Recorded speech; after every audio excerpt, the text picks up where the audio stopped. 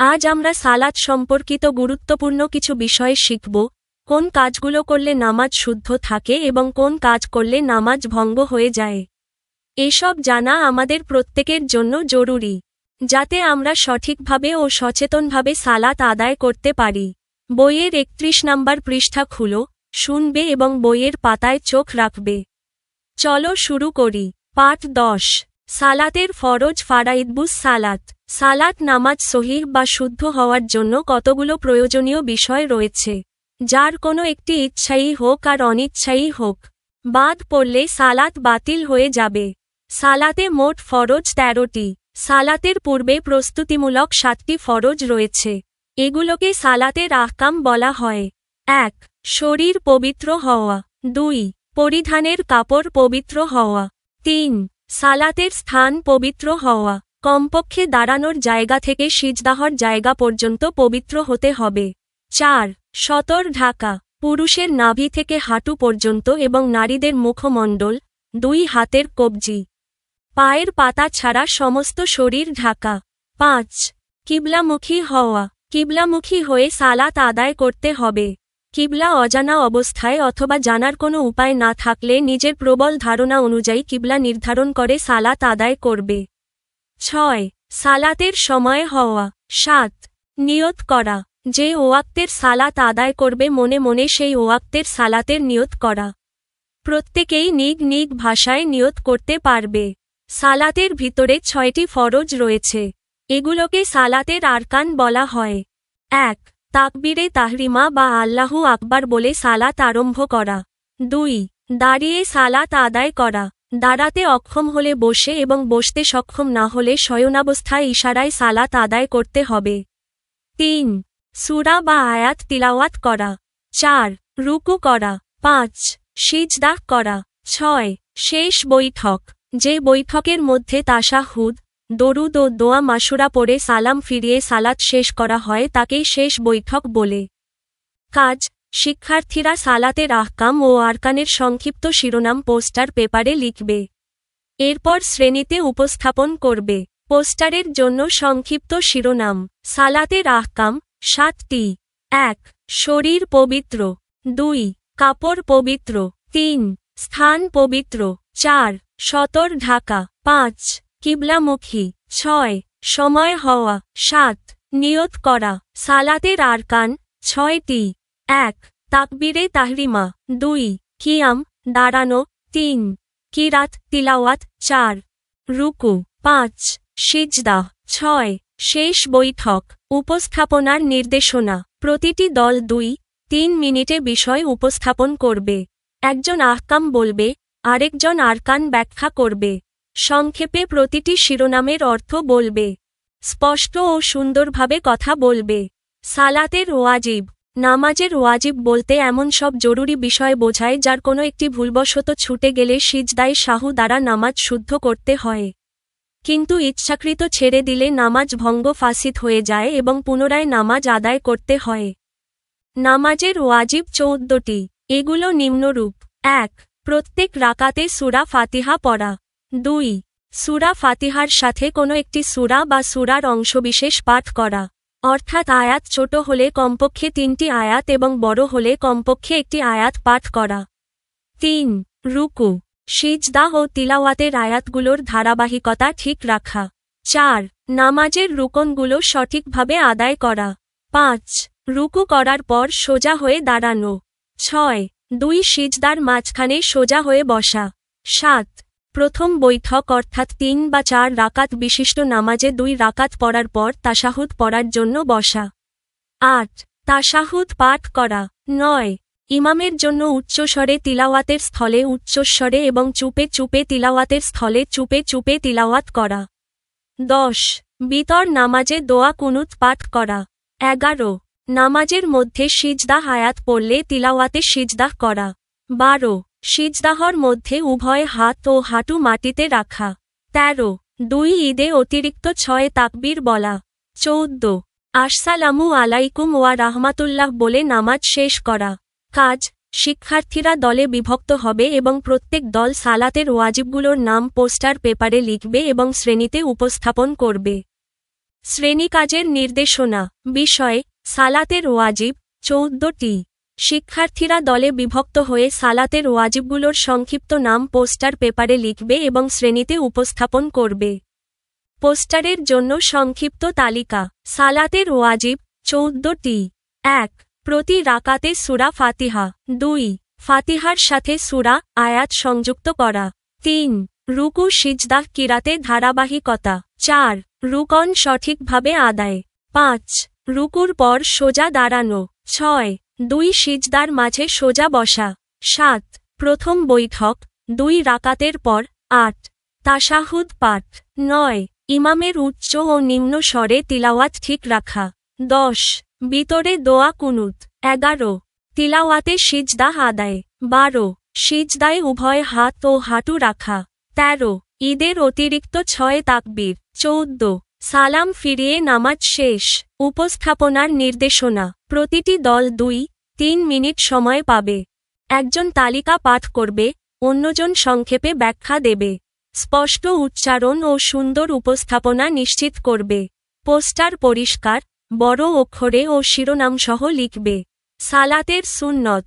রাসূলুল্লাহ সাল্লাল্লাহু আলাইহি তাআলা ওয়াসাল্লাম নামাজের মধ্যে ফরজ ওয়াজিব ছাড়াও কিছু আমল বা কাজ করেছেন। কিন্তু এগুলো আদায়ের ব্যাপারে ফরজ ওয়াজিবের ন্যায় তাগিদ করেননি।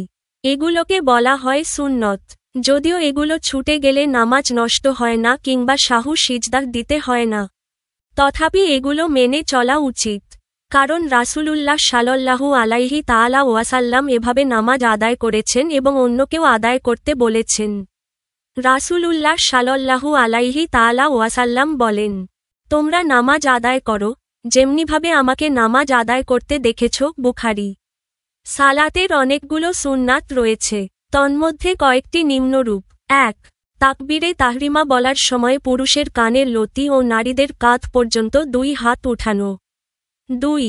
তাকবীর বলার সময় 2 হাতের আঙুলগুলো খুলে রাখা এবং কিবলামুখী করে রাখা। 3. নিয়ত করার পর ডান হাত বাম হাতের উপর রাখা। পুরুষের জন্য নাভির নিচে এবং নারীর জন্য বুকের উপর হাত রাখা। 4. তাকবীরে তাহরিমা বলার সময় মাথা অবনত না করা। 5.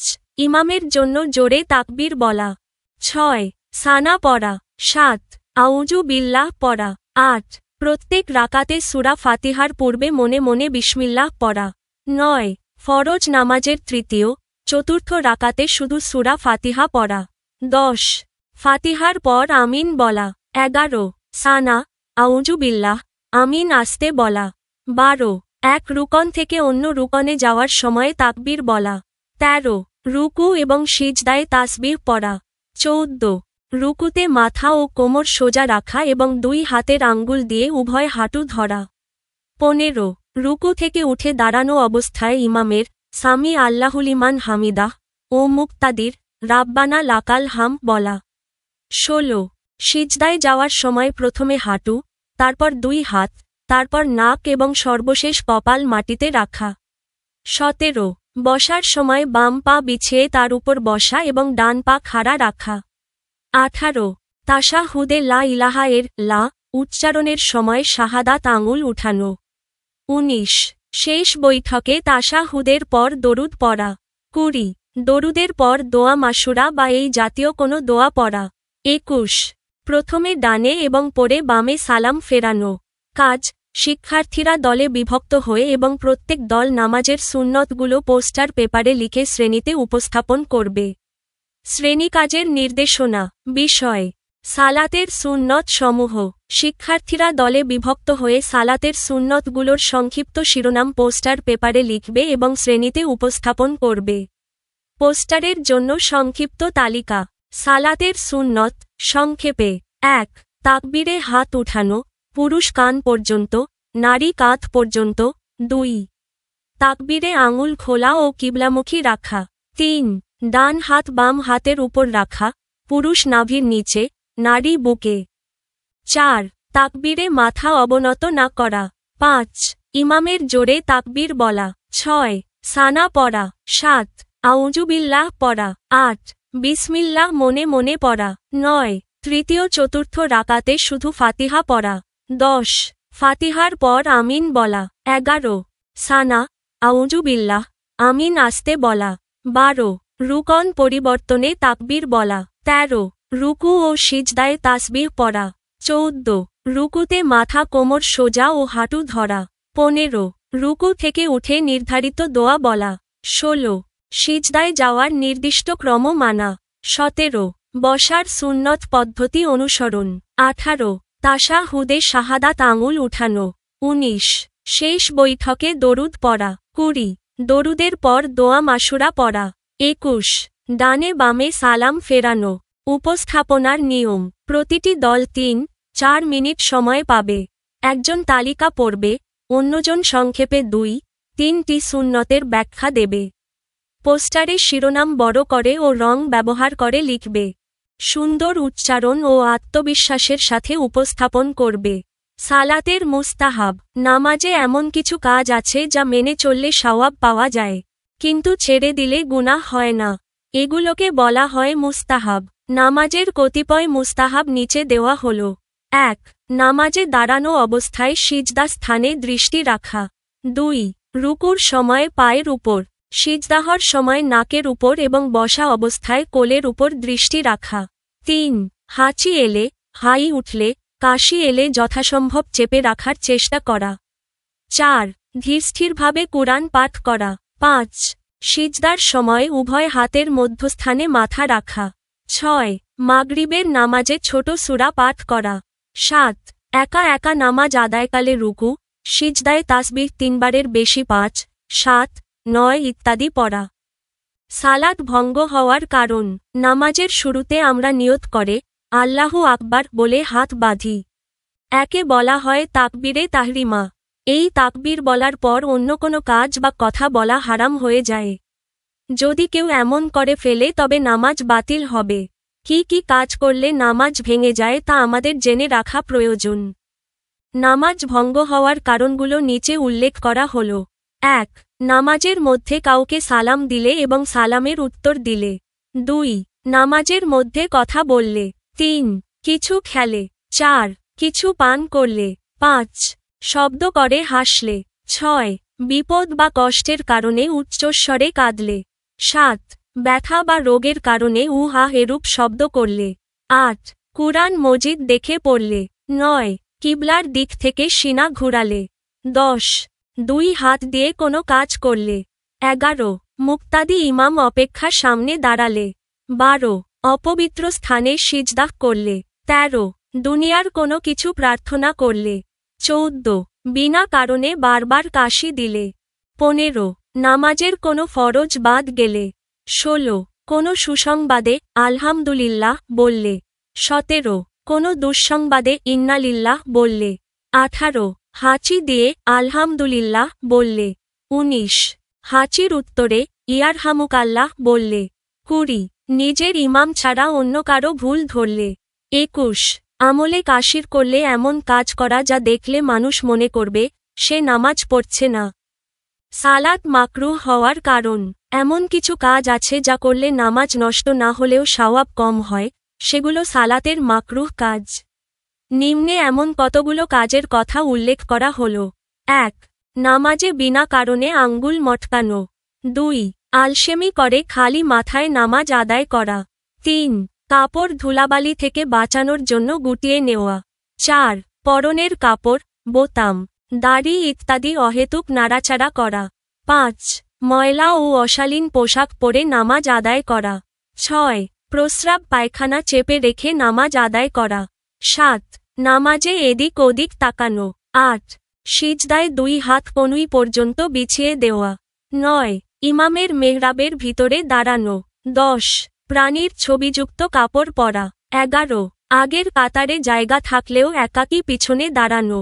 12 ইশারায় সালাম করা। 13 শুধু কপাল অথবা শুধু নাক মাটিতে ঠেকিয়ে সিজদা করা। 14 বিনা কারণে শুধু ইমামের উঁচু স্থানে দাঁড়ানো। 15 বিনা কারণে চারজানু হয়ে বসা। 16 চোখ বন্ধ করে নামাজ আদায় করা।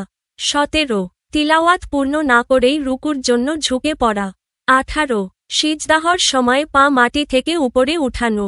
19 নামাজে আয়াত, তাসবিহ আঙুল দিয়ে গণনা করা। 20 তিলাওয়াতে অসুবিধা হয় মুখে এমন কোনো জিনিস রাখা। সালাতের নিষিদ্ধ সময়। 3 সময়ে নামাজ পড়া নিষিদ্ধ। 1. ঠিক সূর্যোদয়ের সময়। 2. ঠিক দ্বিপ্রহরের সময়। 3. সূর্যাস্তের সময়। তবে কোনো কারণে ওই দিনের আসরের নামাজ আদায় করা না হলে তা ওই সময় আদায় করা যাবে, কিন্তু মাকরুহ হবে। সালাতের মাকরুহ সময়। 1. ফজরের নামাজের পর সূর্য উদয় না হওয়া পর্যন্ত। 2. আসরের পর সূর্যাস্ত পর্যন্ত। 3. ফজরের সময় হলে ওই সময়ের সুন্নত ছাড়া অন্য কোনো নামাজ পড়া। 4. ফরজ নামাজের জন্য যখন তাকবীর দেওয়া হয় তখন অন্য নামাজ শুরু করা। 5. যখন ইমাম জুমুয়ার খুতবা দিতে থাকেন তখন কোনো নামাজ শুরু করা। 6. এশার নামাজ মধ্যরাতের পরে পড়া। কাজ: শিক্ষার্থীরা দলে বিভক্ত হয়ে নামাজ ভঙ্গ হওয়ার কারণগুলো লিখে শ্রেণীতে উপস্থাপন করবে। শ্রেণীকাজের নির্দেশনা। বিষয়: সালাত ভঙ্গ হওয়ার কারণসমূহ। শিক্ষার্থীরা দলে বিভক্ত হয়ে নামাজ ভঙ্গ হওয়ার কারণগুলো সংক্ষিপ্ত আকারে পোস্টার পেপারে লিখবে এবং শ্রেণীতে উপস্থাপন করবে। পোস্টারের জন্য সংক্ষিপ্ত তালিকা। সালাত ভঙ্গ হওয়ার কারণ সংক্ষেপে: 1. সালাম দেওয়া বা সালামের উত্তর দেওয়া। 2. কথা বলা। 3. কিছু খাওয়া। 4. কিছু পান করা। 5. শব্দ করে হাসা। 6. উচ্চস্বরে কাঁদা। 7. উহা শব্দ করা। 8. দেখে কুরআন পড়া। 9. কিবলা থেকে বুক ফিরানো। 10. 2 হাত দিয়ে কাজ করা। 11. মুক্তাদি ইমামের সামনে দাঁড়ানো। 12. অপবিত্র স্থানে সিজদাহ করা। 13. দুনিয়াবি কিছু প্রার্থনা করা। 14. বিনা কারণে বারবার কাশি। 15. কোনো ফরজ বাদ দেওয়া। 16. সুসংবাদে আলহামদুলিল্লাহ বলা। 17. দুঃসংবাদে ইন্না লিল্লাহ বলা। 18.